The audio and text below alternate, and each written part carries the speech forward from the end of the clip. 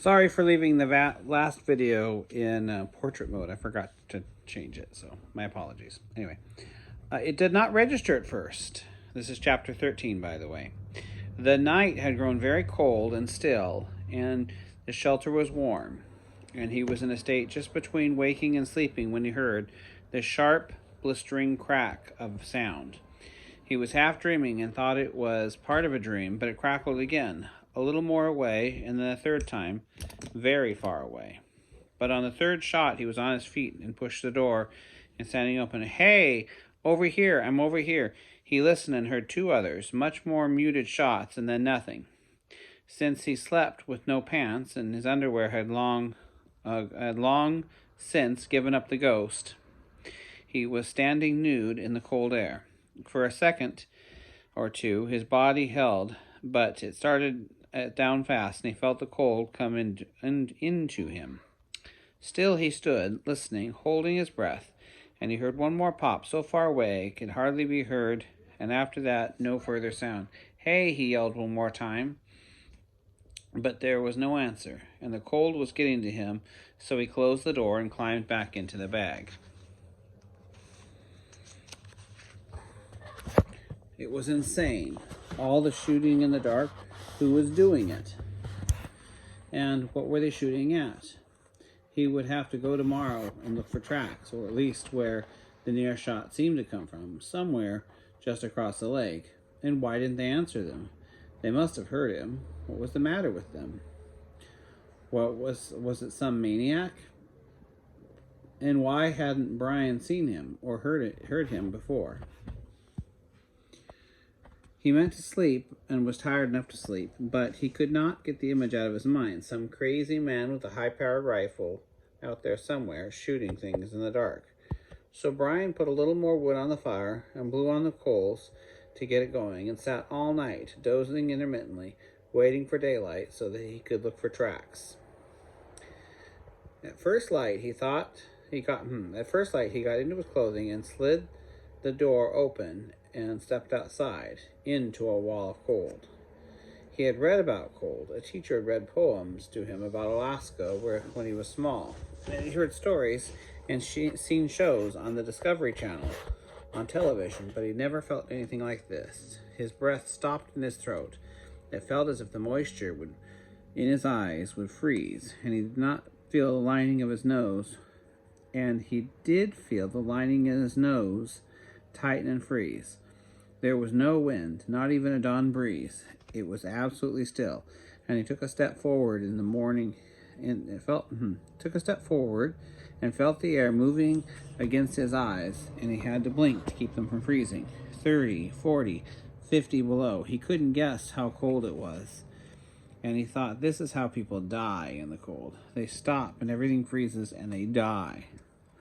He pulled his hood and was surprised, crude as it was, at how much it increased the warmth around his head. Then he pulled the mittens on and picked up his killing lance, long since repaired from the moose kill, and moved forward. As soon as he moved, he felt warmer. The snow was dry, crystallized flour or sugar, and seemed to flow away from his legs as he walked. He made a circle of the camp, walked out on the lake ice, which was covered with snow as well, and back around and saw no tracks other than rabbit and moose. He then started to move towards where he'd heard the sound come from, walking slowly, amazed that he was starting to warm up and even felt comfortable. Back in the hood, the air was kept from moving, and his face grew warmer. And the fact that his head was warm seemed to warm his whole body. And once he'd become accustomed to the cold, he could look around and appreciate the world around him. It was a world of beauty. It's like being inside glass, he thought. Beautiful crystals. And the air was so clean, he could see tiny twigs, needles on pike trees 50, 75 yards away. And so still that when a chickadee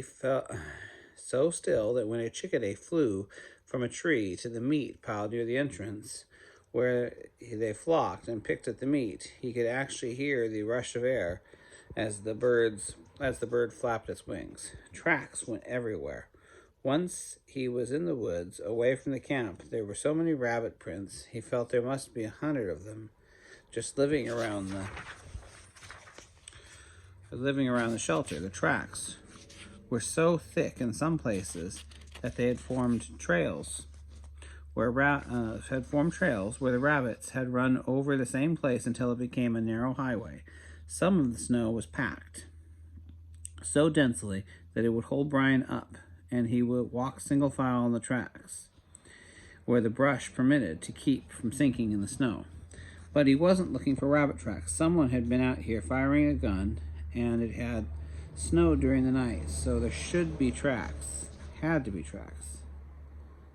Hadn't snowed during the night, so there should be tracks. Had to be tracks. But there were none. He moved further out of the camp, circled again, making wide arcs in the direction he had come from, and there were no tracks. None other than mice, deer, and something he thought was a fox, and about 1,000,000 rabbits. He stopped at midday and stood by a tree, trying to find some other sign, something that would tell him how they did it. Had he dreamed the whole thing? Could he have been dreaming of gunshots? Or maybe he'd been alone too much and was going insane. This could happen. It happened all the time. People went crazy under far less stress than Brian had been under. Maybe it was he dreamed it, or had finally gone insane. Crack! It was near his head and dropped to his